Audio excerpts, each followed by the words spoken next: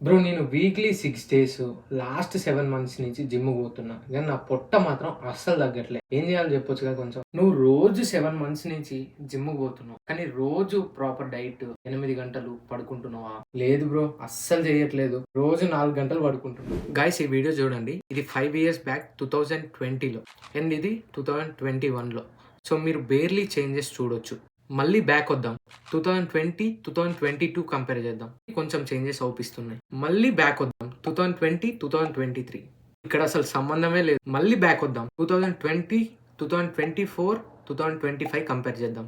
Boom totally change. నేను ఈ జర్నీలో నేర్చుకున్న ఒక 3 థింగ్స్ చెప్తా.